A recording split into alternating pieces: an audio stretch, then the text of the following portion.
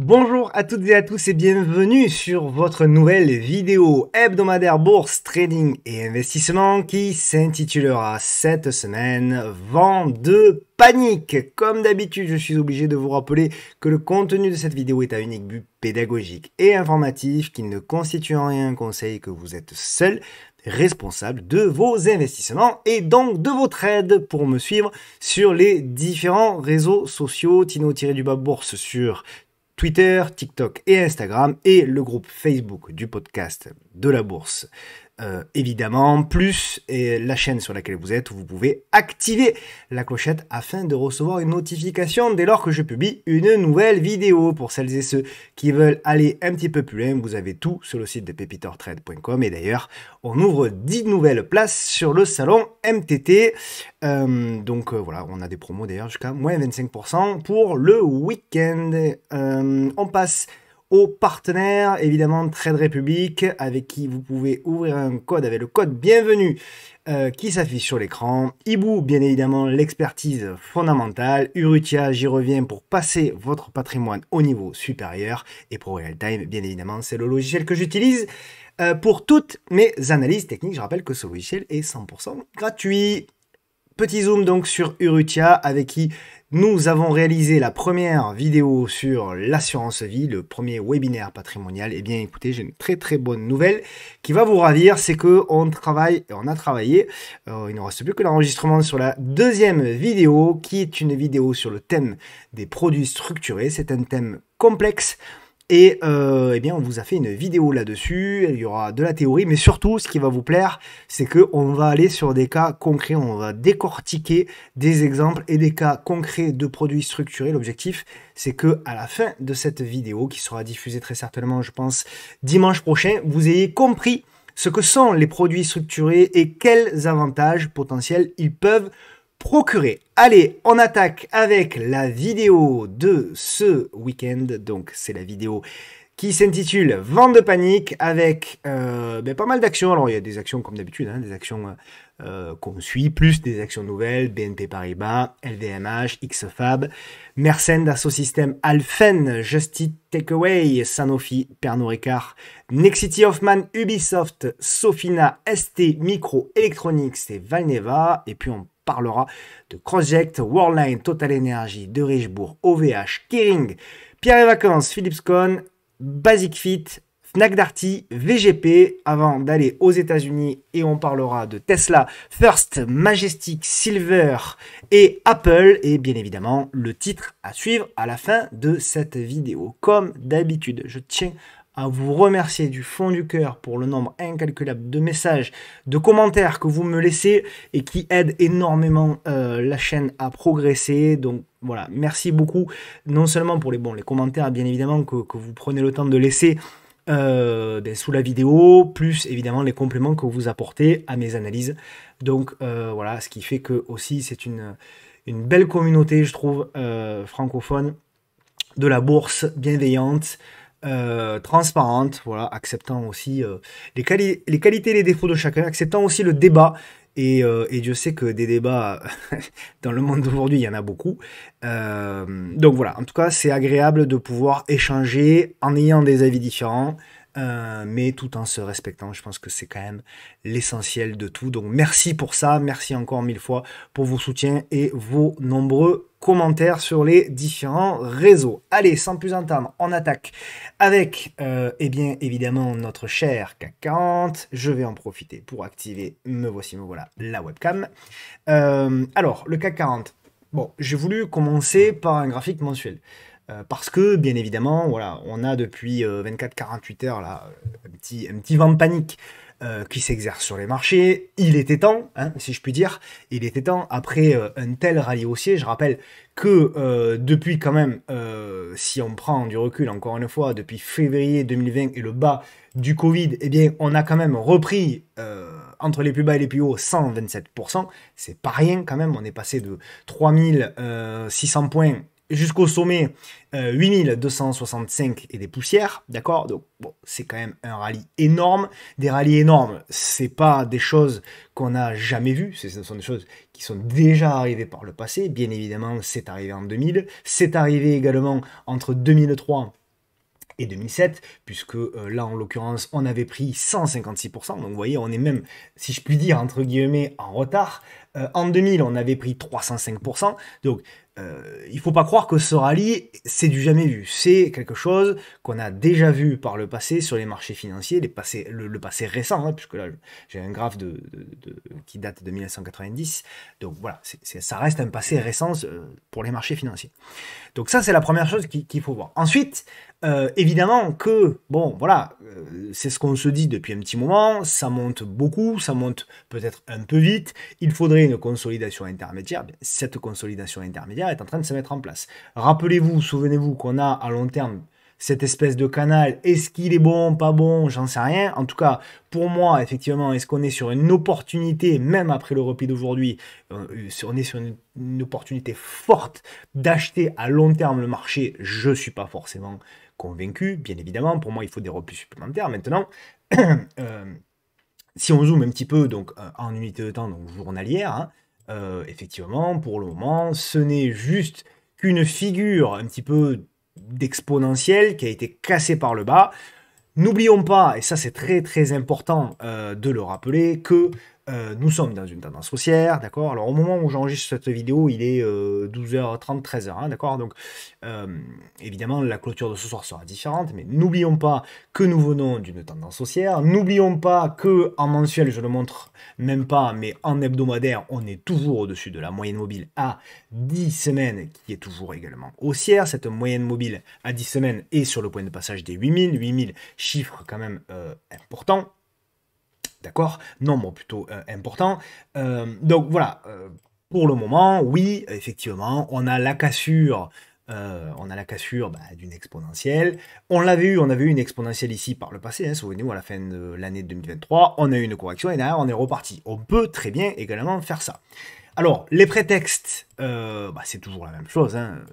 Les prétextes pour prendre des bénéfices, ils sont toujours nombreux. Aujourd'hui, ou du moins ces dernières heures, il y a deux prétextes majeurs.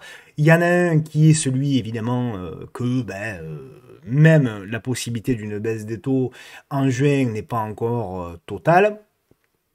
Il n'y a pas encore de certitude là-dessus, bon, on verra. Mais surtout, là où par contre, effectivement, on peut avoir un petit sentiment d'inquiétude, c'est sur le conflit israélo-palestinien. Et effectivement, on a peur et les craintes potentielles, c'est que ce conflit s'enflamme davantage et prenne des proportions, des proportions un peu importantes, qu'on ait du mal à les gérer. Bon, je ne sais pas, évidemment, hein, personne ne sait. Ce que je sais quand même, c'est que bon, le dernier conflit qu'il y a eu, qui n'a pas été pris au sérieux, c'est celui entre la Russie et l'Ukraine, et ça a quand même fini mal. On est toujours en conflit. Donc voilà, moi je pense que c'est quand même, il faut quand même faire attention, il faut quand même être prudent, surtout quand on a une bourse qui est déjà beaucoup montée, donc il risque d'y avoir des prises de bénéfices, etc., etc. Bon, maintenant. Toujours pareil, alors on a eu le signal sur cette bougie-là, sur la bougie du 2 avril, vous voyez, on a cassé la moyenne mobile, on a fait le pullback sur la moyenne mobile à 10 jours, et derrière, on a la relance, la nouvelle attaque baissière.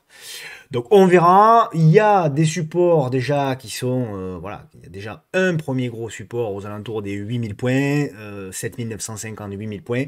Pour moi, c'est le premier support important. Il faudrait que vraiment, véritablement, le conflit s'aggrave et qu'il y ait véritablement une détérioration de la géopolitique pour qu'on casse directement tout ça à la baisse. Le scénario privilégié, si encore une fois tout reste en l'état, c'est qu'on est plutôt des rebonds, etc. Et après, soit on aura de la construction de figures qu'on finira par lâcher par le bas, soit on relancera directement. Mais n'oublions pas encore une fois que nous venons d'une tendance haussière, j'allais dire une tendance baissière. Lapsus peut-être. N'oublions pas que nous venons d'une tendance haussière très forte, très puissante, très longue, et que toutes les personnes qui ont loupé notamment le rallye depuis le début d'année voient toutes les baisses comme des opportunités d'achat. Et c'est la raison pour laquelle vous pouvez avoir du rebond, etc. Donc il y a plusieurs possibilités. Soit vous êtes investisseur long terme, et là, même une baisse sur les 8000 points, je doute que ce soit l'opportunité du siècle. Pour moi, il faudrait à minima revenir, notamment toucher cette oblique là. en rouge. Donc pour moi, ce serait plus la zone des 7008 qui commencerait véritablement à être une opportunité en mode, alors je sais pas la construction, peu importe, mais en mode pullback pour pouvoir relancer. Donc pour moi, les opportunités moyen long terme, elles se trouveraient plutôt ici. Après, il faudra regarder bien évidemment action par action, c'est ce qu'on va essayer de faire. Mais voilà, pour moi, les opportunités, ce serait quand même que le CAC baisse depuis les plus hauts d'au moins 5-6%. Là, pour le moment, c'est rien, hein, c'est 2-3%. C'est insuffisant pour moi. Donc ça c'est pour le profil investisseur. Pour le profil trader, c'est différent, puisque le profil trader, vous le savez, on joue les premiers supports, et dès qu'on a des petites congestions, on joue des robots techniques, etc. etc. Donc c'est pas la même unité de temps, c'est quelques jours, voire quelques heures, tandis que le profil investisseur moyen terme, c'est plutôt quelques semaines à quelques mois. D'accord? Donc voilà, donc ce qu'on peut dire, c'est que oui, à court terme, c'est négatif, puisqu'on est sous la M10 qui s'est retourné. Maintenant, à moyen et à long terme, on reste sur des tendances haussières. Donc en général, lorsqu'on a des flux moyen-long terme qui sont haussiers, eh bien, les replis sur le court terme sont plutôt des opportunités d'achat qu'il faut surveiller en cas de relance. C'est ce qu'on va essayer de faire. D'ailleurs, on va essayer de surveiller s'il y a des relances. Alors, ce qui est très intéressant, c'est que vous voyez, voilà, grosso modo, hein, le CAC est revenu, allez, sur les niveaux de mars. Donc 7 mars, 5 avril, on va dire que ça fait un mois, grosso modo, que la performance du CAC, bah, elle est nulle. Euh, Là où c'est plus intéressant, en effet, c'est que au niveau du CAC Small, on le voit même aujourd'hui dans la baisse, il est pour le moment en tout cas plus résilient. Et on le voit d'ailleurs justement depuis mi-mars, on voit qu'on a eu cet élan haussier sur le CAC Small qui bloque pour autant. Pour le moment, sur le fameux niveau, souvenez-vous qu'on avait évoqué, c'était le niveau des 7009, pardon, des 11009. Voilà, c'est le fameux ancien support ici horizontal, vous voyez, qui fait désormais résistance. Donc pour moi, c'est véritablement le niveau, on va dire, d'équilibre moyen terme entre les acheteurs et les vendeurs. Pour moi, en dessous, les vendeurs, c'est de la neutralité et je dirais même que les vendeurs gardent la main. En dessus, en revanche, on relancera, souvenez-vous, hein, ce graphique sur le CAC Small, qui est une tendance haussière de long terme, hein, on ne l'oublie pas. J'ai ajusté d'ailleurs un petit peu le canal, qu'importe. En tout cas, il va falloir redépasser, voilà, pour moi, hein, véritablement, un dépassement des 11 911 points sera de la relance. Tant qu'on est au-dessus des 11 005, c'est de la neutralité. Donc entre les 11 005 et les 11 009, c'est de la neutralité. Au-dessus des 11 009, c'est positif à moyen terme. On repasse sous les 11 005, on revient tester la moyenne mobile à 200 jours, etc. Attention, il faudra être prudent. Certainement qu'il y aura une détérioration du marché, notamment des grandes capitalisations. Mais voilà, pour le moment, c'est trop tôt. Et là, vous le voyez, hein, c'est là où on voit aussi la force relative entre le CAC et le CAC Small. C'est que vous vous souvenez au niveau du CAC 40, eh bien, nous sommes au-dessous de la moyenne mobile à 10 jours, tandis que au niveau du CAC Small, nous sommes encore au-dessus de cette moyenne mobile 10 jours qui monte. Donc, pour le moment, il n'y a pas encore péril à la demeure. D'accord? Donc on s'affole pas, on essaye de respecter les niveaux et on ne prend pas de décision sur le coup de l'émotion. Voilà, malgré tout, même si on sait que voilà, ce conflit, il faut le surveiller de près et que effectivement, il peut avoir un impact fort. Je fais pas de politique encore une fois, ça m'intéresse pas, ça intéresse personne d'ailleurs, du moins pour ceux qui regardent ces vidéos. Mais par contre, ce qui nous intéresse, c'est de savoir quel peut être l'impact de ce conflit sur les marchés financiers. Et l'impact, d'après moi, il peut être important. Donc évidemment, hein, là aussi, surveillance sur les secteurs de l'armement, sur le secteur du pétrole, sur le secteur défensif, pourquoi pas des télécoms, etc. C'est là où ça va être intéressant également de voir si le marché panique vend tout ou si le marché arbitre tout simplement, ce qui semble quand même globalement faire depuis quelques jours. Donc on passe aux actions, donc avec BNP, hein, donc BNP Paribas. Donc BNP Paribas, moi, ce qui m'intéressait beaucoup là depuis un petit moment, c'était ça. Alors je vais le mettre plutôt en hebdo, elle est plus intéressante en hebdo, voilà. Ce qui m'intéressait, alors BNP Paribas, c'est une tendance neutre, hein, franchement. Alors c'est dividende non réinvesti, d'accord, donc effectivement ça sous-performe, hein, bien évidemment, mais voilà, quand même, même dividende non réinvesti, on voit que globalement on évolue dans une espèce de range entre les 20 € et les 70 € depuis 97. Voilà. Donc ça, c'est important de le noter. Ce qui est important de noter également, c'est la résistance oblique, qui est ici. Je vais vous la mettre en rouge pour que ce soit un petit peu plus clair. Voilà, elle est là. Vous voyez, on a ces points d'impact. Donc, souvenez-vous, on avait joué le repli aux alentours des 52, 53, 54, 55 même, pour jouer justement le retour ici. C'est là où il faut faire attention, c'est là où il faut pas être non plus trop gourmand, c'est là où il faut éventuellement monter les stops, etc. Pour moi, c'est assez simple d'ailleurs sur BNP Paribas de monter le stop, puisque vous le voyez, la dynamique, ce que je vous explique souvent, la dynamique des prix, qui est toujours très intéressante à regarder sans indicateur, ici en hebdomadaire. Qu'est-ce que l'on voit sur les bougies hebdomadaires? On voit évidemment bon, une hausse depuis février 2024, mais surtout ce qui est très intéressant, c'est là où ça vous indique aussi, ça vous donne des indications, c'est que vous le voyez, vous avez des plus bas hebdo qui sont tous de plus en plus hauts. Vous voyez, à aucun moment on a eu un plus bas hebdomadaire qui est venu péter le plus bas précédent. Donc pour moi, c'est là où c'est intéressant également pour un investisseur d'avoir un minimum de technique, même sur de la technique moyen-long terme, c'est que du coup, vous pouvez vous en servir également pour vous dire, bon, ben, est-ce que ça vaut pas le coup quand même qu'au moins sur une partie, de mes bénéfices, je mette un stop, par exemple, voilà, sous un plus bas hebdomadaire, donc on attendra la clôture de ce soir, sous le plus bas hebdomadaire pour peut-être la moitié de ma position, si je suis rentré aux alentours des 55-56, pour m'assurer un gain, allez, même admettons qu'on ne soit pas rentré au plus bas, hein, on n'est pas tous des stars, bien évidemment, eh bien, vous voyez, bon, vous pouvez assurer, voilà, 12, 13, 14% de performance, ce qui n'est pas négligeable en quelques semaines, d'accord? Ça ne veut pas dire que, voilà, vous ne pouvez pas garder la moitié avec un stop beaucoup plus bas, voilà, un stop en gain, en vous disant, bon, ben, on verra. Et puis, si ça se replie, éventuellement sur l'oblique, à proximité de l'oblique, ben, vous pourrez également reprendre une position si le marché se replie davantage. Et si BNP Paribas se replie davantage pour une raison X ou Y. Et si BNP Paribas continue sa progression et que cette fameuse oblique, qui date quand même de un paquet de temps, hein, puisque c'est une oblique de 2017, et si BNP Paribas finalement décide de tout casser par le haut, eh bien, ma foi, vous avez au mieux la totalité de votre position, au pire, entre guillemets, encore une moitié de position qui court. Donc, moi, je trouve que ça a du sens, éventuellement, de protéger ces investissements de cette manière-là. Évidemment, je ne sais pas ce que BNP Paribas va faire, et il n'y a pas de solution parfaite. Il faut juste, malheureusement, c'est le lot de tous les investisseurs, mais là je vous rassure, les investisseurs qui soient court terme, moyen ou long terme, c'est la même chose. Il faut prendre des décisions, tout en sachant que malheureusement, encore une fois, la décision qu'on va prendre aujourd'hui est peut-être une bonne décision, mais le même cas de figure dans un mois avec la même action, eh bien, et en prenant la même décision, pourra être finalement une mauvaise décision. Donc voilà, il faut avoir conscience de ça, c'est juste en fait essayer d'évaluer le niveau de risque que l'on prend. D'accord, donc voilà pour BNP Paribas. Est-ce que je suis acheteur sur ces niveaux-là? Non.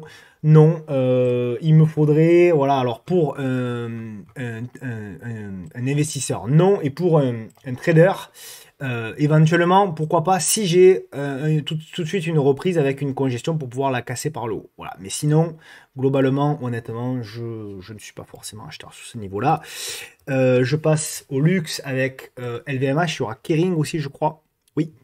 Donc LVMH, c'est là aussi où on voit. Hein. Alors, j'avoue que je pensais qu'on irait quand on est arrivé là aux alentours des 880. Je me suis dit, ils vont se faire plaisir, ils vont quand même aller taper le top. Et c'est là que je pensais qu'il y aurait un retournement. Je me suis dit, ils vont taper le top et après, on aura le retournement. Souvent, je vous l'explique, ça, ce phénomène-là. Souvent, quand on a la cassure du top, derrière, on a un retournement. Alors, pas forcément un retournement de long terme, hein, bien évidemment, mais au moins une correction. Bon, ben là, on n'a pas eu la force, malheureusement. Derrière, on a eu, par contre, c'est là où aussi, parfois, l'analyse technique, parfois, hein, j'ai bien dit, a du sens. C'est qu'on a eu une véritable figure ici de retournement. Donc voilà. Maintenant, bon, encore une fois, hein, ça reste une tendance haussière, de court, de moyen, de long terme, etc., etc. Moi, je considère que tant qu'on reste au-dessus ici de ce niveau-là, donc des 760 on va dire, 760, 780, toute cette zone-là sera probablement vue, encore une fois, comme une opportunité, d'autant que sur LVMH, elle est montée très vite. On l'a vu entre ici les 677, l'annonce des résultats qui a d'ailleurs été gapée et qui derrière a provoqué des rachats massifs de shorts. Ça a été extrêmement difficile de rentrer en cas de repli. Il y avait juste cette petite congestion qu'on avait notée ici, mais globalement, c'était pas un ratio gain risque exceptionnel. Il y a beaucoup de gens qui eh bien, ont vu LVMH baisser, qui se sont dit bon, mais dès que j'ai un signal, je rentre. Et puis là, il y avait un signal avec la cassure de l'oblique, mais on avait les résultats juste après, donc c'était quand même délicat de rentrer. Pour moi, c'était vraiment pas évident. Et donc, effectivement, si là, en revanche, on a ce repli-là et on a la congestion là, et que tout ça recasse par le haut, ça, clairement, ce sera pour moi une opportunité d'achat. Donc, investisseur, une petite position, j'ai bien dit petite position là-dedans, si vous n'êtes pas trader, ça peut avoir du sens. Swinger, congestion ou signal de retournement pour pouvoir jouer de nouveau un retournement à la hausse et aller chercher cette fois-ci en revanche des sommets, etc., etc. Et après, on verra. Voilà. Donc, je pense que ça se surveille, hein, moi, à titre perso, je pense que ça se surveille et que tout n'est pas encore perdu sur le VMH, loin de là. Juste, voilà, le ratio gain risque sera intéressant avec une baisse supplémentaire de 3-4% sur le VMH. Je passe à XFAB. Bah, XFAB, c'est un petit peu ma déception. C'est vrai. Pas mal de déceptions quand même sur quelques configs. On va en parler. Hein. Comme d'habitude, hein, vous savez, je montre tout. Il n'y a aucun souci. Les réussites et les échecs. Et c'est vrai que bon, il n'y a pas eu que des réussites ces dernières semaines. Eh bien, celle qu'on surveille, c'est XFAB. Alors, on n'est pas rentré sur XFAB. On essaye de rentrer potentiellement, notamment avec le salon. Mais pour le moment, on n'a pas été déclenché sur nos plans de trade. On est sur un moment clé, hein. Pour moi, j'en démords pas. On est sur un moment clé. On peut même aller encore une fois un petit peu en dessous, c'est-à-dire jusqu'au 6,60 €. On est sur un moment clé, sur un instant clé. Il faut le surveiller. Voilà. Pour le moment, on n'a pas de signal, on n'a rien. Hop, je vais enlever ma petite oblique qui ne sert plus à grand chose. Pour le moment, on n'a rien. On peut se rajouter tranquillement une nouvelle petite oblique ici en rouge, comme on l'avait expliqué précédemment, bien évidemment. Bon, voilà, mais pour autant, pour le moment, les plus agressifs pourront même mettre une oblique encore plus agressive ici. Voilà. Mais pour le moment, je considère que tant qu'on ne repasse pas au-dessus de tout ça, on peut y voir un biseau descendant d'ailleurs, voilà. Tant qu'on ne recasse pas tout ça à la hausse, ça reste difficile. On peut également prendre comme signal la cassure de la M10, hein, pas de problème, mais voilà, moi ce que je cherche, ce que j'attends, c'est une petite cassure, une petite congestion par là, et là, du coup, on relancera, on aura espoir du moins de relancer, au moins, pour aller retrouver, pour revenir, je dirais, dans un premier temps, à hauteur de ce gap. Ici, pourquoi pas l'entrée de gap, et pourquoi pas la fermeture du gap ici. Donc voilà, il y a un potentiel. Maintenant, tout est conditionné au fait que quand même on tienne les 6,50 €, 6,40 €, un truc comme ça. Si on commence à lâcher tout ça, il va falloir rester vigilant et c'est certainement que ce sera plus grave que ça. Ok, voilà pour XFAB, donc pas positif, pas négatif non plus, mais clairement c'est la watchlist. Moi tous les soirs, celle-ci je la regarde, elle fait partie de ma liste un petit peu cœur, si je puis dire. Au niveau des surveillances. Voilà. C'est un titre qui m'intéresse, fondamentalement aussi ça m'intéresse, mais encore une fois, on suit les graphes. Tant que le graphique ne nous donne pas le signal, je pense qu'il faut rester encore globalement à l'écart. Un titre que j'aime beaucoup également, c'est Mersenne. Mersenne, voilà, donc nous, on a proposé un achat sur le salon. Moi, ce qui m'intéressait sur Mersenne, pareil, c'était le support. Donc le support oblique qui a été touché à 3 reprises. Hop. Alors, on n'avait pas pu rentrer, souvenez-vous, parce que là aussi, il y avait l'annonce de résultats. Et on a joué, ici, j'ai joué la cassure des 36,75. C'est pas passé. Il y a eu juste la mèche haute. On aurait pu jouer d'ailleurs la cassure au-dessus, plutôt des 37. Bon, ça a été un petit peu trop agressif, probablement. Voilà, bon, on verra. Il faut pas s'éterniser encore une fois, hein. Le stop doit être court parce que si on lâche, on peut revenir une nouvelle fois beaucoup plus bas, enfin beaucoup plus bas, un peu plus bas, on va dire, et donc revenir ici à proximité des 33 €, 33,50 €. Ok, donc voilà, pour le moment, le plan tient encore, mais bon, ça reste bien évidemment compliqué. Au niveau des bigs, on a Dassault Systèmes. Alors, Dassault Systèmes, Évidemment, hein, alors là, il y a eu l'annonce des résultats, il y a eu quand même derrière une relance, mais on voit que pour le moment, ça avance, ça avance, ça avance. Ce qui est intéressant, c'est la visibilité au niveau du mensuel, du graphique mensuel. Donc moi, j'ai deux zones au niveau du graphique mensuel pour les investisseurs, hein, là encore. J'ai deux zones qui me semblent bien évidemment pertinentes, hein. Voilà, je trace, après, on verra bien. C'est la zone, je dirais, aux alentours des 32 euros jusqu'à 34 euros, toute cette première zone. Et prévoyez quand même un petit renfort, on ne sait jamais, qui serait aux alentours de cette zone. On va dire entre les 19, 20, 21, 22, on verra au fur et à mesure des chandeliers, on n'y est pas encore à proximité notamment de cette moyenne mobile à 200 mois. Voilà, donc grosso modo les deux possibilités, effectivement, hein, et pour les swingers, évidemment, hein, là si on vient là et qu'on nous fait la congestion, il y aura probablement quelque chose à jouer. Ça reste une très très belle tendance, hein, dans ce système, donc toujours privilégier les graphiques, qu'on soit investisseur ou trader, toujours privilégier les graphiques qui sont sur des unités de temps longues, sur de l'hebdomadaire, sur du mensuel. Toujours essayer de privilégier les graphiques avec des moyennes mobiles hebdo et mensuelles qui sont haussières. Vous voyez, on le voit là, on doit le voir très probablement en hebdo également. Vous voyez, globalement, ce sont des graphiques avec des moyennes mobiles à 200 semaines, à 200 mois qui sont majoritairement, en grande majorité, en grande partie, qui sont majoritairement haussières. Donc privilégiez toujours ce genre de graphique-là. Donc en hebdo, on le voit bien, hein, cette zone ici de friction, ce que j'appelle zone de friction, aux alentours des 32 jusqu'à 34 euros. Toute cette zone-là, voilà, m'intéresse. Donc attention, on aura du rebond, hein, il y a MM200 semaines, etc. Il peut y avoir du rebond technique, bien évidemment. D'ailleurs, ça peut même repartir là-haut, c'est pas de problème. Mais pour moi, le ratio gain-risque ici n'est pas encore assez bon. Le ratio gain-risque idéal, ce serait une baisse supplémentaire de 10 à 15%. Et là, ça vaudrait le coup parce que si vous rentrez ici, les objectifs, ce sera quoi? Ce sera de revenir à peu près par là, donc le plus haut de janvier et évidemment le top historique. Donc là, si vous arrivez à rentrer, on va dire par là, ça ferait un premier TP à 40 et un second à 66 avec un stop potentiel à 10%. Donc vous voyez, en termes de ratio gain-risque, clairement, là, c'est beaucoup plus intéressant qu'ici, où vous allez potentiellement mettre un stop ou aux alentours des 33 d'invalidation, sauf pour les traders très court terme, évidemment. Mais sinon, voilà, l'invalidation, pour moi, c'est pas avant une baisse de 15 à 20%. Pour viser quoi? Pour viser 20%. Donc, vous voyez, pour moi, honnêtement, c'est pas forcément le plus intéressant, le plus avantageux. Encore une fois, c'est ma vision, je me trompe très très très très très souvent, plus souvent que ce que j'ai raison, généralement d'ailleurs. Mais voilà, je vous la partage, toujours pareil, en transparence. Et après, vous êtes toujours assez grand et assez responsable pour prendre vos propres décisions et analyser si ce que je dis a du sens ou pas. Donc voilà pour Dassault Systèmes.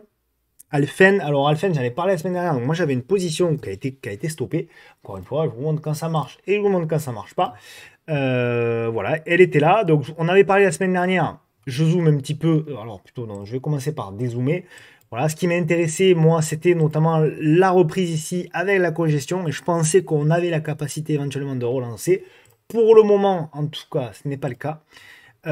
Donc c'était, voilà, je zoome maintenant à unité de temps journalière. Moi, ce que je visais, c'était la cassure. J'anticipais un petit peu la cassure des 50-72. Et on voit, derrière, c'est un stop. Oh, c'est pas un stop bien cher, bien évidemment, hein, c'était un stop, je sais pas, 2%, un truc comme ça. Ouais, voilà, c'est ça. Bon, et derrière, évidemment, on a vu, hein, l'accélération à la baisse. Donc pour le moment, c'est la dynamique est cassée. Alors je la surveille, hein, bien évidemment, hein. C'est pas pour moi, c'est pas parce qu'on s'est fait stopper qu'il faut laisser tomber.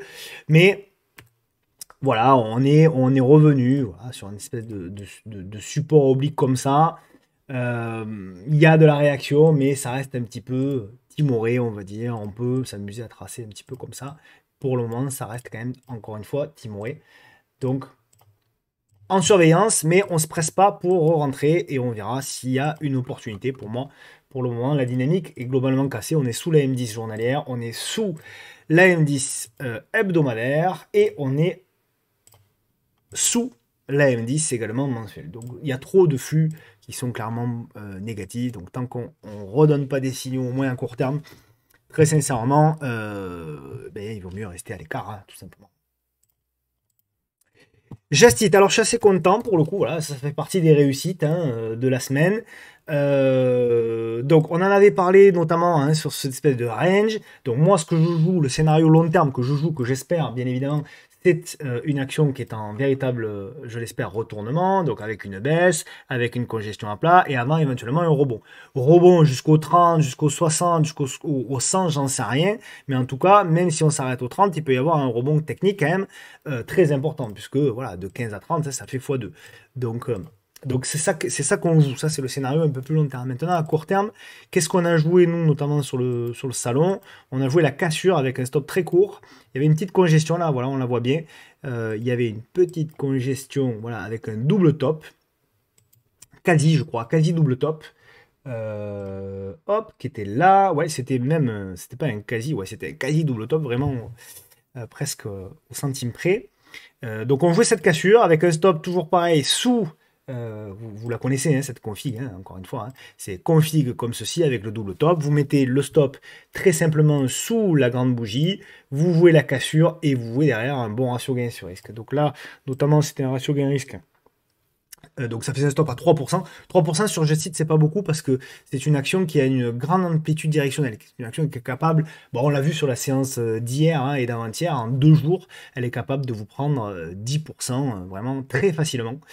Donc 3%, c'est toujours pareil, 3% ça peut faire beaucoup par exemple sur du air liquide, un stop de 3% sur du air liquide ça fait déjà pas mal, mais 3% sur du Just Eat, sur du Worldline, sur du Téléperformance, c'est des stops qui sont très courts, parce que derrière les ratios gain risque ne sont pas les mêmes. Et donc, voilà, avec un stop de 3%, vous voyez, on allait déjà chercher 9. Donc, en termes de ratio gain-risque, c'était très bon. Donc, voilà, c'était intéressant. Ce que je joue, encore une fois, c'est le ralliement et le retour, une troisième fois, au niveau de la résistance, aux alentours des 15,70 €, 15,80 €, 15,90 €, peu importe. Mais encore une fois, il va falloir que les marchés tiennent. Mais pour moi, pour le moment, à ce stade, et tant qu'on tient là aussi la M10, ça reste positif. Donc voilà, j'en ai pas mal parlé de Just Eat, donc si vous êtes dedans, voilà, deux possibilités, vous pouvez prendre déjà une partie des bénéfices, certains l'ont fait. Vous pouvez également monter votre stop en gain et se dire, bon ben maintenant, bien, je vais accompagner peut-être le mouvement moyen-long terme. Si ça se retourne, je sors en léger gain. Si ça se retourne pas et que ça accélère, eh bien, évidemment, j'aurai toujours tout ou partie de ma position. Ok. En parlant d'actions un peu molles, justement, hein, qui a justement une amplitude directionnelle moins élevée que Just Eat, il s'agit bien évidemment de Sanofi. Alors, Sanofi, moi j'ai toujours la même zone, je l'attends. C'est la zone du support oblique. Le support oblique, il est là, pour moi c'est une zone intéressante. Là, on est un peu voilà, au milieu du gué et je considère qu'encore une fois, on peut affiner encore le ratio gain-risque avec un repli supplémentaire par là pour pouvoir jouer la relance. C'est une action qui m'intéresse, etc.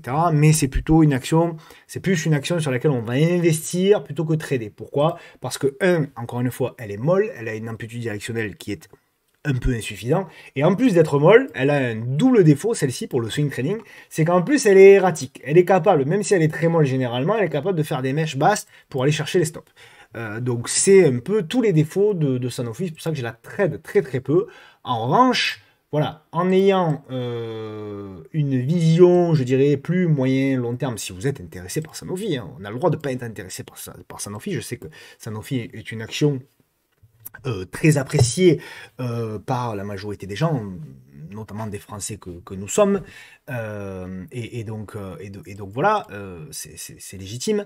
Pour autant, voilà, moi c'est plus, voilà, si on a un repli aux alentours, donc si on casse à la baisse les 87, sous les 87, bah tiens, d'ailleurs on peut se mettre une petite alerte, voilà, une petite alerte sous les 87, ça peut être éventuellement une zone qu'on pourrait mettre à profit pour de l'investissement. Alors elle est capable de faire des mèches encore une fois, regardez là, c'est quand même très violent. Donc voilà, pour les investisseurs, grosso modo, ça peut être cette zone qui peut être effectivement intéressante. Ah, il y en a une qui a du mal, hein. C'est Pernod. Pernod qui est revenu, alors elle avait déclenché et elle revient à nouveau, voilà. Souvenez-vous, donc cette zone, la fameuse zone qu'on avait indiquée, souvenez-vous, c'était en janvier 2014. Très bien. eh bien, cette zone, effectivement, donc on en avait parlé, on avait dit ce qu'on veut maintenant, on en avait parlé, ça devait être en février, on avait dit ce qu'on attend maintenant, c'est la cassure et la congestion. On a eu la cassure, on a eu la congestion, et on voit que cette congestion, elle a bloqué sous les 161,05 € qu'il fallait casser pour pouvoir relancer la dynamique. La dynamique, elle casse par le bas, et derrière, on revient à nouveau sur cette zone. Donc, investisseurs qui pensent que Pernod Ricard, ça vaut le coup, pour moi, on est revenu dans la zone. Donc, je réitère ce que je pensais la dernière fois, même si quand même le deuxième retour, vous le savez, le deuxième retour, qu'on a un second retour sur un support, il faut commencer à être méfiant, un troisième très méfiant, mais ouais, pourquoi pas, voilà, une première petite... mais on est obligé de pondérer différemment. C'est-à-dire que, pour moi... je vais revenir en arrière pour que ce soit plus clair pour notamment les débutants. En gros, vous avez une zone, vous voyez, qui fait support. D'accord, on le voit, c'est une zone qui à chaque fois fait support. Lorsqu'on revient une première fois, c'était le cas ici en janvier de cette année, ça vaut le coup de bien pondérer, peut-être 50% de sa position sur d'abord un rebond technique. Quand on revient une seconde fois, ce qui est le cas notamment aujourd'hui, il faut faire un petit peu plus attention parce que pour moi, c'est vu un petit peu comme de la faiblesse. C'est-à-dire qu'on a fait le rebond et tout de suite, les vendeurs ont repris la main. Donc, vous pouvez évidemment réinvestir sur ce niveau-là en pensant que ce niveau-là va à nouveau relancer. Mais d'après moi, d'après mon expérience, il ne faut pas pondérer de la même manière. Vous ne pouvez pas remettre la même taille de position là-dessus. Il faut peut-être diminuer, au lieu de mettre 50% de ce qui était prévu sur la totalité de Pernod Ricard, peut-être vous allez mettre que 30 ou 40, d'accord, ou 25, peu importe. Pourquoi? Parce que si ça lâche, eh bien, vous allez pouvoir rallouer un capital supplémentaire sur le niveau suivant, qui est le niveau ici, on va dire des 112 jusqu'à 120, d'accord? Donc ce qui fait que en mettant effectivement 30% ou 40% ici et 60 ou 70% ici, vous allez avoir un PRU qui va plutôt s'approcher des 122, 123, donc un meilleur PRU. D'accord? Donc là, c'est pareil, les probabilités sont moins grandes, donc on alloue son capital différemment. Ça ne veut pas dire que ça ne veut pas marcher, ça veut dire que les probabilités, lorsqu'on a un second retour, sont un petit peu moins importantes. Donc on doit allouer et réallouer son capital de manière différente.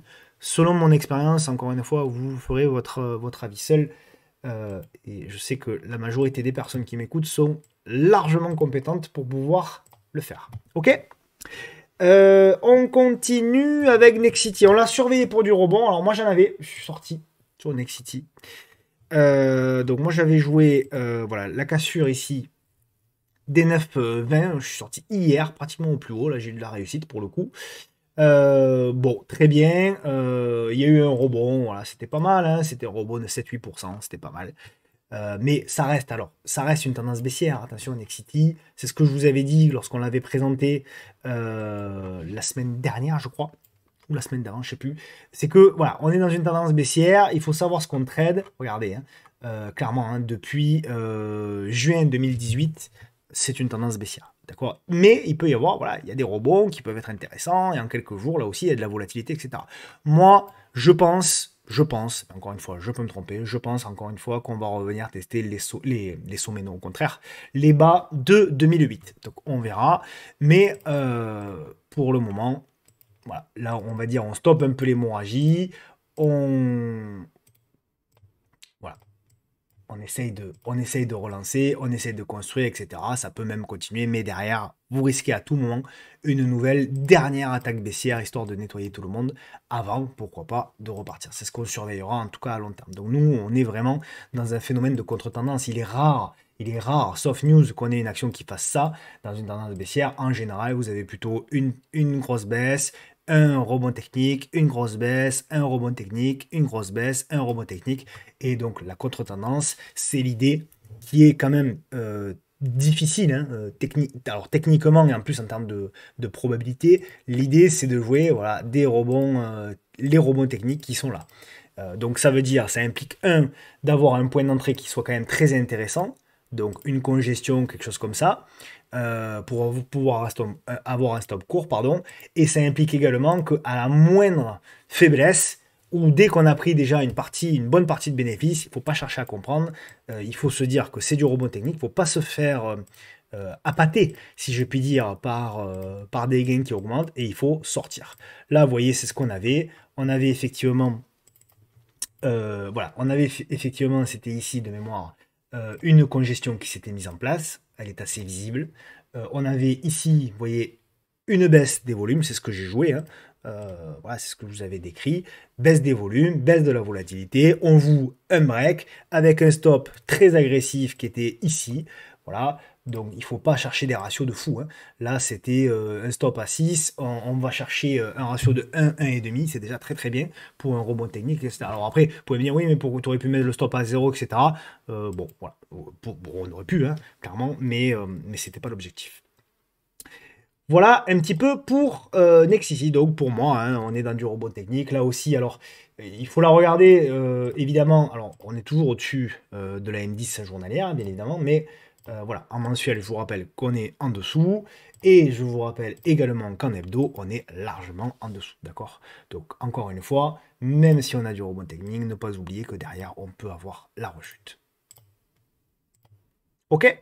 Donc, qu'est-ce qui changera hein, véritablement? Qu'est-ce qui fera qu'à un moment donné, on aura effectivement la fin de la chute? Eh bien, lorsqu'on aura effectivement une figure de retournement, comme par exemple ici, effectivement en 2008, vous voyez, où on avait eu, alors ce serait plus visible hein, en journalier, mais là, vous voyez, on avait eu effectivement donc, une baisse non-stop, et puis derrière, on a eu une petite figure de tasse avec anse et une relance. Donc, on a vu effectivement ce phénomène ici de construction. Voilà. Avec derrière un pivot qui avait été tracé par le marché, hein, par le graphique, qui avait été indiqué par le graphique.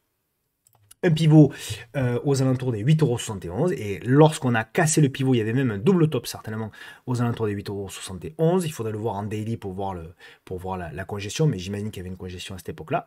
Et derrière, quand on break, hop, on a une nouvelle tendance qui se met en place. Voilà, plus ou moins durable, plus ou moins longue, etc. Mais on a une nouvelle tendance qui se met en place. Ok. Hoffman, alors elle a bien poursuivi, elle aussi. Alors là, elle corrige, hein, bien évidemment. Hop, mais on est dans la poursuite du mouvement. Donc souvenez-vous, Hoffman, on en avait parlé ici à la cassure des 9,04 € et on en avait parlé également. Ah non, on n'en avait pas parlé. C'est on m'avait fait des messages, pardon, pour me dire regarde le triple top aux alentours des 10,20 €. Et derrière, pouf, on a relancé également. Donc c'est pour moi RAS, hein, voilà, c'est une action qui a quand même repris. Donc depuis qu'on la surveille, depuis la cassure ici de l'oblique, et la deuxième ici, c'est quand même une hausse de plus de 64%. Donc c'est un dossier qui, évidemment, est un dossier qui est en train de donner des signaux de retournement.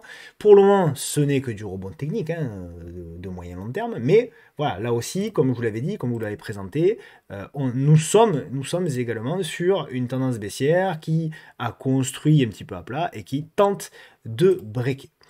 D'accord? Donc pour moi, positif sur Hoffman, hein, tant qu'on tient. Alors là, c'est pareil, hein, pour moi, il n'y a pas d'inquiétude à avoir tant qu'on reste au-dessus de cette moyenne mobile à 10 jours. Donc tant qu'on reste au-dessus des 11,50 €, grosso modo, d'ailleurs, il y a un petit double top. Ici, là, voilà, considérez que tant qu'on reste au-dessus des 11,50 €, il faut rester plutôt positif. Et d'ailleurs, on le voit, on se parle, la mèche basse ici. Hein, donc preuve qu'il y a évidemment des acheteurs. D'accord? Donc là, toujours la même chose, hein, hyper intéressant. Là aussi, hein, on l'avait décrit, le ralentissement, la baisse des volumes avant le double, le triple top. Regardez, toujours la même chose, toujours les mêmes phénomènes, très souvent, pas toujours. Il faut jamais dire toujours parce qu'il n'y a rien qui existe toujours en bourse, malheureusement. Sinon on serait tous millionnaires, milliardaires. Mais quand même, vous voyez, souvent ces phénomènes de congestion là sont accompagnés d'une chute assez importante des volumes. Donc voilà, il faut, je pense, le prendre en considération à chaque fois que vous analysez, des configs. C'est là aussi où qu'on vous dit souvent qu'il faut rentrer quand il y a beaucoup de volume. Et c'est là où vous vous rendez compte que généralement, quand il y a beaucoup de volume, c'est pas là où il faut rentrer. Généralement, c'est plutôt quand il n'y a pas beaucoup de volume qu'il faut commencer à regarder les actions qui construisent. Donc voilà pour Hoffman, Ubisoft, ben, c'est pas mal. Bon, elle souffre un peu aujourd'hui, hein, évidemment. Il y a un repli du marché, donc elle est un petit peu plus en souffrance. Même un peu plus en souffrance que ce que je pensais. Mais voilà, pour le moment, ouais, c'est un peu compliqué là. Alors, il faudra voir la clôture, hein, ouais. Il faudra voir la clôture, mais c'est compliqué. Il y avait effectivement une belle congestion qui était à noter. J'en avais parlé d'ailleurs sur Twitter et également sur le forum de Trade Republic de mémoire. Donc pour le moment, ouais, c'est pas terrible, hein, c'est pas terrible. D'ailleurs, normalement, hein, si vous jouez la cassure, le stop est pas loin ou a été déclenché, hein, clairement, aux alentours des 19,20 €. Donc attention, là quand même, qu'il n'y ait pas un nouveau signal. Idéalement, ce serait peut-être d'attendre la clôture journalière, mais voilà. Alors tout n'est pas perdu, hein, mais effectivement, c'est quand même un signal assez négatif qui est en train de se produire sur Ubi. Donc on verra la semaine prochaine si finalement ça s'est transformé en mèche basse et qu'on peut éventuellement relancer. C'est dommage, hein, parce que là ça construisait vraiment bien d'ailleurs, là aussi. Alors voilà, c'est ce que je vous disais, hein, là aussi, c'est pour ça que ça marche pas toujours, hein. On avait effectivement une baisse des volumes et nous avions effectivement une construction et avec une réduction de la volatilité. Pour autant, on a cassé potentiellement légèrement par le haut. Allez, en admettant qu'on ait mis par exemple un ordre APD ici au-dessus des 19,89 €, on va dire, bah, derrière vous pouvez très bien légèrement avoir été déclenché. Et pour autant, derrière vous avez la baisse qui s'ensuit. Donc ça aussi, il faut comprendre que c'est pas du 100%, mais il faut comprendre aussi que lorsqu'on met potentiellement un stop à 3% sur Ubisoft, c'est que dalle, avec l'amplitude directionnelle qu'elle est capable de faire. Ubisoft, c'est une action un peu comme Just Eat, en 4 séances, qui est capable de vous prendre 25% comme qui rigole. D'accord? Donc ça aussi, il faut le prendre en considération. Mais si, encore une fois, vous avez raison, allez, même une fois sur 3, mais que effectivement vous gagnez 3 fois votre mise à chaque fois que vous gagnez, vous êtes rentable sur le moyen long terme. C'est ça aussi qu'il faut voir, c'est bien ça qu'il faut comprendre. Pas une histoire de probabilité de réussite, c'est une histoire de ratio gain sur risque. Pas toujours évident à comprendre quand on commence la bourse, mais au fur et à mesure du temps, eh bien, on le comprend beaucoup plus facilement. J'avance parce que cette fois-ci, je ne tiendrai pas l'engagement des 1 heure. Donc j'avance, j'accélère. Sofina, donc Sofina, alors moi j'aime beaucoup hein, Sofina, là aussi c'est une config que je surveille de très très près. Alors j'avais essayé de rentrer par là, je crois, puis ça n'avait pas pris, un peu compliqué, mais en tout cas ce que j'aime beaucoup, voilà, c'est ça, c'est qu'on est sur alors déjà on est sur une tendance haussière de long terme, et là aussi on est sur une action aplatissement, regardez, de la moyenne mobile ici à 200 jours, et donc on construit, voilà, suite à la baisse, on construit une espèce de range. Ça nous rappelle les Valourec, ça nous rappelle toutes ces configuration là. Donc ça se suit de très très près et on voit qu'aujourd'hui elle est résiliente, hein. Elle est résiliente, donc celles et ceux qui veulent qu'on est au-dessus de la M10, voilà, journalière, donc pourquoi pas, hein, même de manière agressive, hein, pourquoi pas tenter un achat au-dessus des 212 € et stop pour moi sous la MM200 pour viser un retour aux alentours des 227, premier objectif, et après certainement c'est pour vous voilà, un retour sur les 237 et même une vision beaucoup plus moyen long terme. Donc sur Sofina c'est de la neutralité, je ne peux pas dire que je suis positif, mais en tout cas c'est un graphique qui clairement m'intéresse et que je trouve assez joli. Je me le fais rapidement également sur ST Micro parce que vous connaissez STM. Voilà, vous connaissez le... Alors c'est celui-là, non c'est pas celui-là. Voilà, il est là, vous connaissez le graphe, vous connaissez la zone qu'on attend depuis longtemps, on y arrive petit à petit, ça fait des mois, hein, des mois et des mois, depuis le début de l'année, ça fait 3 mois qu'on attend cette zone, et ben on va y arriver petit à petit, voilà, il suffit d'être patient, et après on verra, encore une fois, il faut 2 choses, il faut rallier la zone de prix, la zone clé qu'on a indiquée, qu'on s'est indiquée, et ensuite il me faut le signal technique, et même une troisième chose, il me faut la porte d'entrée. Parce que la porte d'entrée, c'est quoi? C'est le ratio. Il faut que j'ai un ratio intéressant. Donc, la zone clé, on y est presque. Très bien. Une fois qu'on l'a touché, il me faut effectivement le ratio. Donc, il me faut la porte d'entrée, la congestion. Et après, il me faut le signal. Donc, la cassure de la congestion. Et si j'ai tout ça, alors oui, en effet, je tente quelque chose. Comme ça avait été le cas, par exemple, ici. Comme ça avait été le cas, par exemple, là. Là, vous voyez, on l'avait pas eu. Clairement, on l'avait pas eu, voilà. Là non plus, il n'y avait pas. Des fois, il n'y a pas. Des fois, il n'y a pas de porte d'entrée. Des fois, on touche la zone clé et il n'y a pas. Donc c'est là où c'est la différence entre un investisseur et un trader. Un investisseur, bah, lui, il va mettre la moitié de sa position ici, et puis il va jouer le ralliement du haut de canal. Voilà, c'est toujours la même chose. Donc je sais que là, on me dit, oui, mais cette fois-ci, ça va casser. Je sais bien, à chaque fois qu'on revient sur les supports, tout le monde dit, ça va casser. On verra l'exemple encore de Kering, d'ailleurs, aussi, un peu plus loin. Probablement, il est possible que ça casse, moi j'en sais rien. Mais je sais qu'en tout cas, c'est une zone importante pour le marché. Et donc il faut l'observer. Une zone importante, c'est une zone qu'il faut observer. J'avance avec Valneva. Valneva, bien évidemment, donc c'est une tendance baissière. On en avait parlé notamment pour jouer la cassure la semaine dernière des 6,73 €. Pour le moment, c'est pas une franche réussite.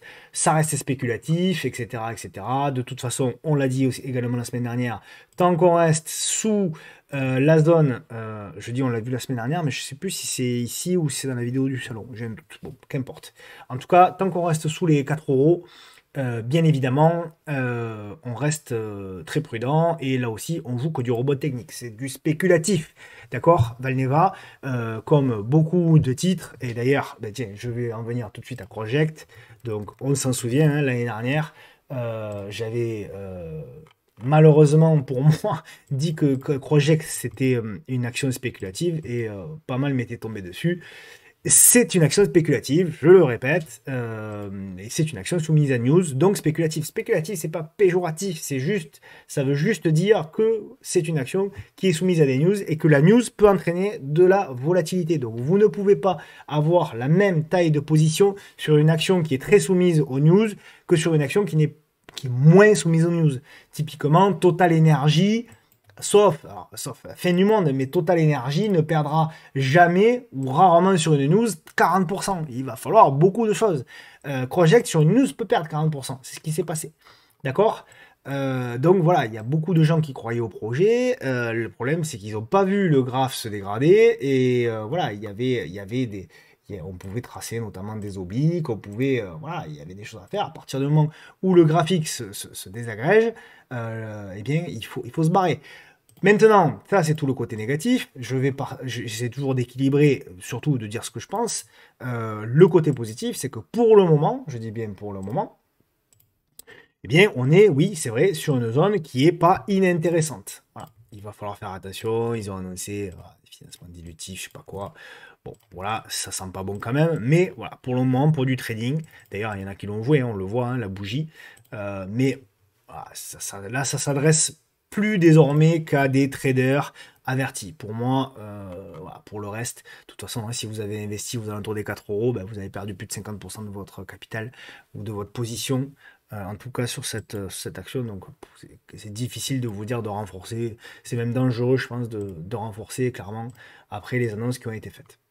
Voilà, donc encore une fois, malheureusement, hein, alors ceux qui n'en ont pas et qui n'en avaient pas, c'est aussi l'occasion de se dire, ouais, en effet, j'aurais pu être aussi dedans, j'aurais pu me planter. Moi, ça m'est arrivé tellement de fois où j'ai cru à une action, notamment des bio et des medtech françaises. Et au final, il y en a une sur 100 qui réussit. Donc, ouais, il faut faire extrêmement attention sur toutes ces valeurs-là. WLN, Worldline. Bon, Worldline, ben, c'est toujours pareil, hein, c'est une tendance baissière. Alors, il y a des robots, machin, bidule, etc. Bon, mais ça reste une tendance baissière, hein, bien évidemment. On le voit ici, donc, alors, côté positif, c'est que tant qu'on tient la zone, je dirais, des 10,60 €, on peut espérer, encore une fois, que la construction est en cours, mais là aussi, je pense qu'on va se faire un malin plaisir de revenir tester les plus bas là.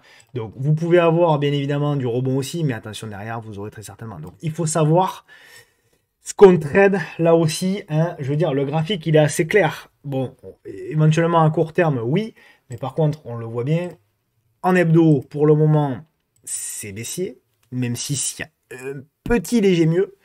Et puis en mensuel, évidemment, là aussi, n'en parlons pas, c'est très baissier. Donc il faut savoir ce qu'on trade. Et en plus, au-delà de la tendance qui est baissière, c'est une action qui est très volatile. Worldline et qui est capable de vous perdre, voilà, comme aujourd'hui, hein, 4% en quelques heures.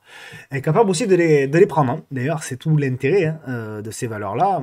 Moi, je pas honte de le dire, hein, je trade beaucoup Worldline, Téléperformance, Adyen, vous les connaissez, je vous l'ai déjà dit, je vous ai déjà expliqué pourquoi. C'est parce que vous avez de la volatilité et que donc, lorsqu'on va faire des décalages de quelques heures, eh bien, si vous avez une amplitude sur quelques heures de 5-6% entre le plus bas et le plus haut, ben, si vous pouvez prendre ce qu'on appelle la viande, c'est-à-dire le milieu de cette amplitude-là, eh bien, le cœur de cette amplitude-là, eh bien, vous pouvez prendre 2-3% en quelques heures. Donc ça peut être quand même intéressant pour de l'intraday, pour du très court terme. Alors évidemment, dans cette ambiance géopolitique qui est pas très encourageante, c'est le moins que l'on puisse dire, il y a une action évidemment qui est hyper résiliente et évidemment quand on connaît le secteur, on ne peut que le comprendre, c'est Total Energy. Alors, je suis assez content parce que Total Energy, on en avait parlé de la congestion, encore une fois, on avait parlé de la cassure, on avait dit qu'on attendait, à nouveau je vais nettoyer un peu, c'est le bordel, à force de faire mes graphes, etc. Bref, donc pour moi c'est très positif, hein, bien évidemment, Total Energy, il faut continuer d'acheter le titre sur repli. Bon, investissement pour moi, encore une fois, cassure du top, on fait attention, toujours la même chose, mais je pense que il y a du potentiel et voilà, on peut encore aller chercher. Donc moi j'ai un cible, hein, les 70 euros.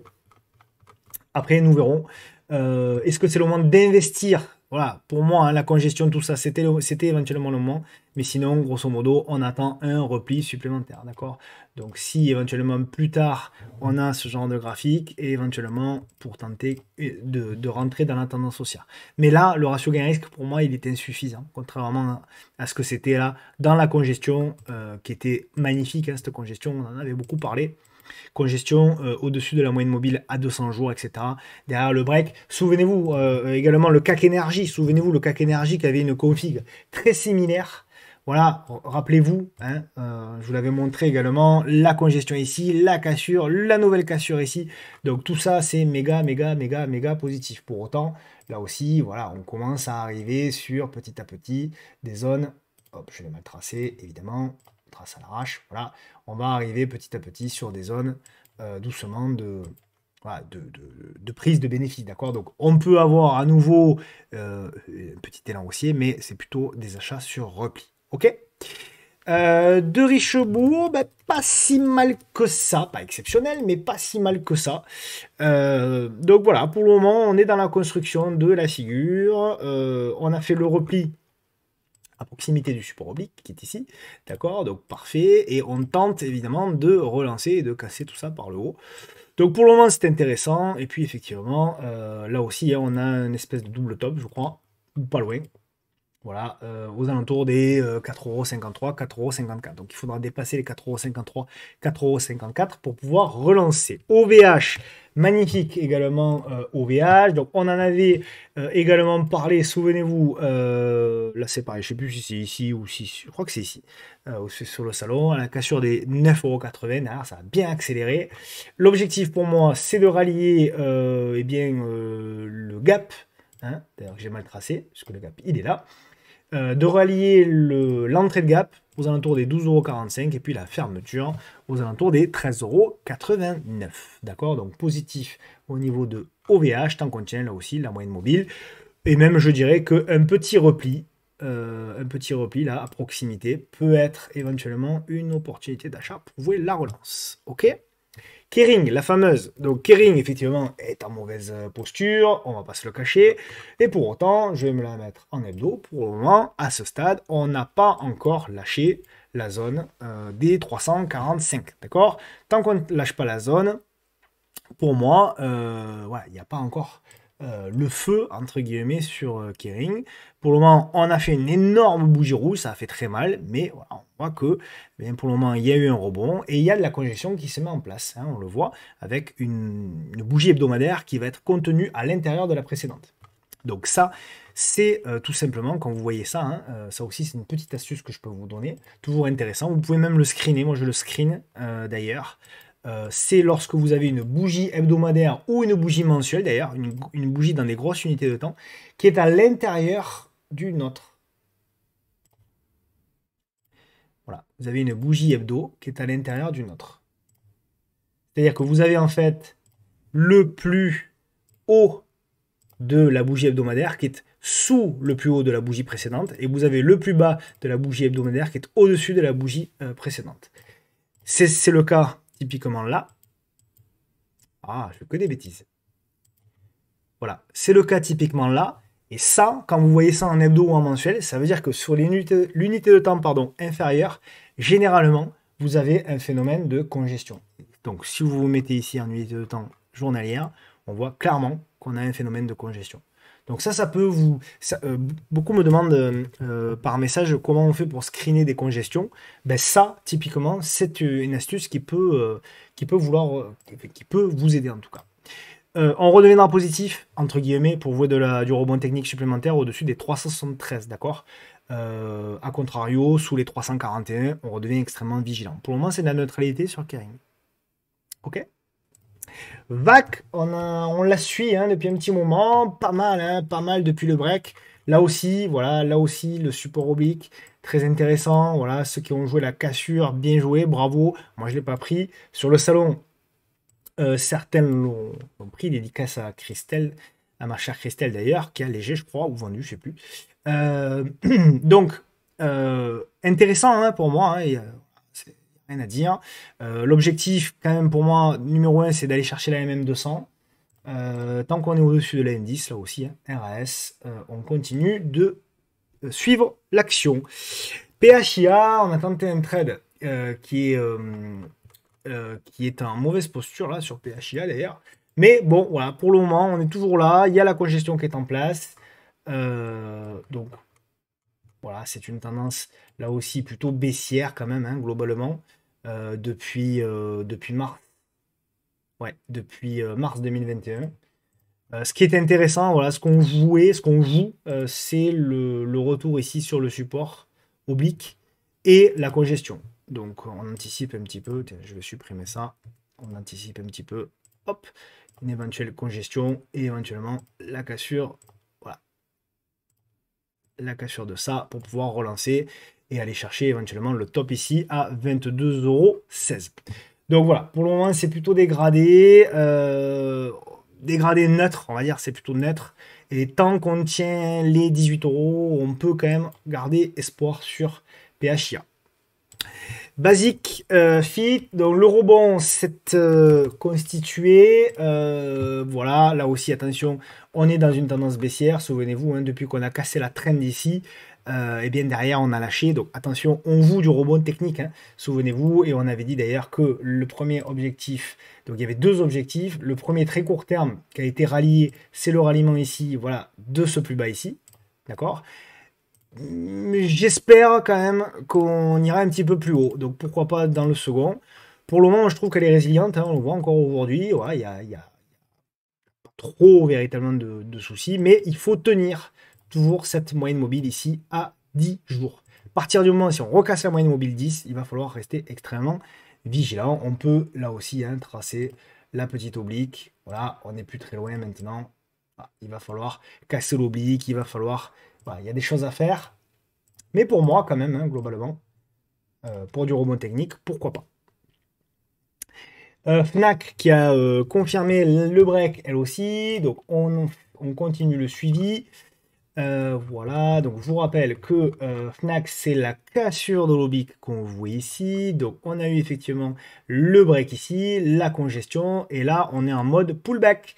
Pour le moment, tiens, on va la mettre comme ça. Voilà, on va affiner un peu nos précédents tracés. Voilà, on est en mode pullback. Donc pour moi, tant qu'on tient toute la zone ici, la zone des 28,30 €, 28,40 €, tant qu'on reste là-dedans, l'objectif c'est de jouer de nouveau la relance. D'accord. On redeviendra négatif. Pour moi, invalidation. Si on reclôture sous la moyenne mobile à 200 jours, là, il faudra faire gaffe. C'est que très certainement, on reviendra sur des niveaux de support, etc. Donc plus bas. Et je considérerais que c'est quand même plutôt de la faiblesse. D'accord. VGP, elle a du mal, mais je vous la montre en surveillance. Elle a du mal à passer à relancer au-dessus de son support cassé. Oui, de sa résistance cassée qui peut qui peut être désormais support. Donc vous le voyez ici, hein, effectivement, on avait la baisse, ressemble un peu aux configurations précédentes, Sofina, etc. Hein. Donc une grosse baisse, derrière une belle congestion, on break et on s'installe. On s'installe, on congestionne. Je trouve qu'elle met du temps, c'est ce qui m'embête un petit peu là. Pour moi, il fallait relancer, il y avait une belle congestion. Donc ici, là, certainement avec peu de volume, Voilà, ici, là, il y avait moins de volume. C'était intéressant de jouer le break. Mais voilà, on voit que tout de suite, il y a les vendeurs qui ont la main, etc. Donc voilà, ça se suit, ça se regarde. C'est à mettre pardon, en watchlist. Mais pour le moment, voilà, on peut avoir une figure un petit peu plus longue, histoire de fanion, voilà, comme ça, avant de relancer. Donc ça peut mettre encore un peu de temps, mais il y a un gros potentiel par contre. Là, vraiment, pour du moyen long terme, ça peut être, si on a un signal, ça peut être véritablement, à mon sens, intéressant. On part chez nos amis américains avec Tesla. Tesla, là aussi, un peu comme ST Micro, la patience paye. Et donc, petit à petit, souvenez-vous, on était là. En décembre, je vous avais dit, moi j'attends le support oblique. Et on avait mis d'ailleurs l'alerte, etc. Bref, en tout cas, on attend toujours, j'attends toujours. On peut avoir du rebond, etc. Mais j'attends toujours qu'on passe, pour moi, sous les 152 avant de m'y intéresser, avec une congestion, etc. etc. Tant qu'on n'est pas revenu là, dans cette zone clé, Tesla ne m'intéresse pas et je considère que tous les signaux que vous allez prendre, ils vont être stoppés. Ils ont de grandes probabilités d'être stoppés.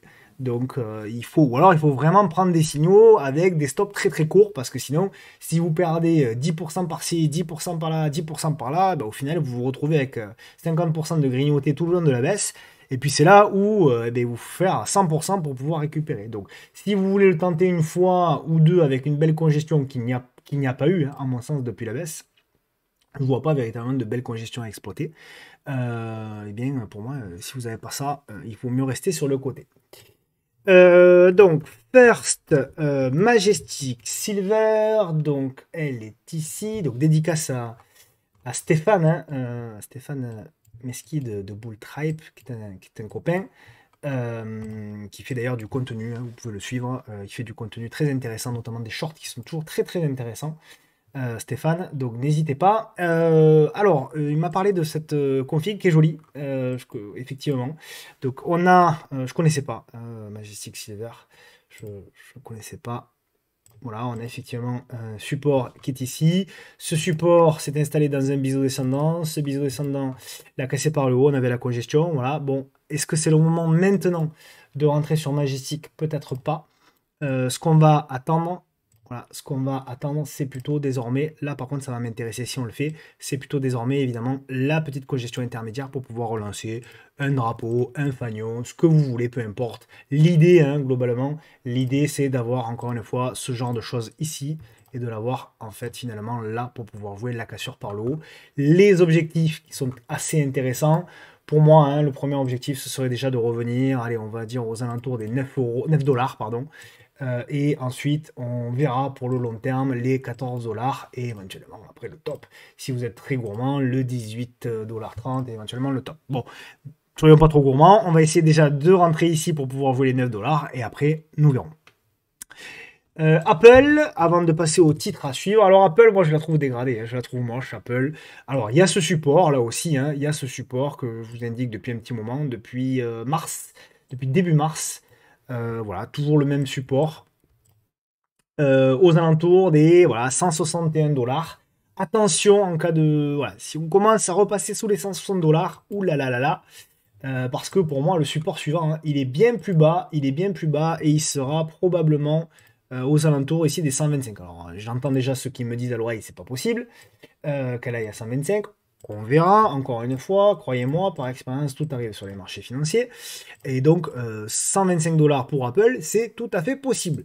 Et en revanche, ce que je sais, c'est que, bien évidemment, si on commence à lâcher et si, évidemment, on a voilà, derrière un Apple qui nous fait quelque chose comme ça, eh bien là, ce sera une opportunité d'investissement pour du moyen long terme, que ce soit pour un investisseur, mais également pour un trader. Car, on le voit bien, nous sommes bel et bien dans une tendance haussière, d'accord? Donc, il faut comprendre que les figures, ben, elles mettent du temps à se construire, que les canaux également mettent du temps à se construire, d'accord? Et que, voilà, on peut avoir là aussi des constructions beaucoup plus moyen long terme, d'accord? Mais ça peut mettre du temps, encore une fois. Ça peut mettre un an avant que Apple redescende. Et entre-temps, vous avez votre capital, c'est tout le problème, qui peut-être ne peut pas forcément beaucoup baisser, mais qui peut faire du zigzag. Donc vous immobilisez du capital. C'est la raison pour laquelle je considère que même pour un investisseur, il faut faire de l'analyse technique, parce que vous allez identifier les zones clés. Hop, et je terminerai par le titre à suivant, qui est Recticel. Bon, il n'y avait pas grand-chose de titre à suivre, je vais être honnête avec vous. Mais Recticel, voilà, je trouve qu'elle est résiliente et on le voit aujourd'hui, encore une fois, résiliente. Ce qui est intéressant là aussi, c'est qu'on est sur une trend plutôt haussière de long terme. On est revenu sur une zone clé et là, voilà, on est à proximité de l'Oblique. De l'Oblique ici en rouge et on voit que pour le moment ça congestionne. Donc là aussi, pourquoi pas. Il y a un double top d'ailleurs qui est en train de se dessiner. Ouais, parfait d'ailleurs. Au-dessus des 11,90 €. Donc, pourquoi pas au-dessus des 11,90 € tant que, notamment, on tient la M10. Donc, pour les moins agressifs, mais pour les plus agressifs, on pourra prendre, évidemment, le stop un peu plus haut, aux alentours des 11,40 €. Et on ira chercher quoi? On ira chercher le haut, ici, l'entrée, pardon, du gap baissier du 28 avril. Et la fermeture, donc, du gap baissier aux alentours des 15,92 €. Voilà, j'ai fait un petit peu plus long. Putain, j'ai essayé de faire vite, mais c'est comme ça. En tout cas, j'espère que cette vidéo vous a plu. Si elle vous a plu, merci encore une fois de mettre un petit commentaire, un petit like, éventuellement de la partager sur les réseaux. Je sais qu'il y a certains parmi vous qui le font toutes les semaines. Je les remercie du fond du cœur, d'ailleurs, de le faire, parce que ça aide la chaîne. La semaine prochaine, ne loupez pas. Dimanche, donc il y aura toujours la vidéo, bien sûr, hebdo. Je sais que vous la voulez, donc il y aura 2 vidéos le week-end prochain. Il y aura la vidéo le vendredi, donc la vidéo hebdo, des configs action. Et puis la seconde vidéo, vraiment, elle va être intéressante, je peux vous le garantir. Vous savez qu'en général, je vous dis ce que je pense. C'est pas en général d'ailleurs, c'est tout le temps, je vous dis ce que je pense. Je pense que la vidéo sur les produits structurés va vous intéresser. Et vraiment, c'est une vidéo qui va sortir un petit peu de l'ordinaire. Et voilà, je sais que la vidéo sur l'assurance vie était une grosse vidéo qui a eu du succès, elle a eu plus de 5000 vues.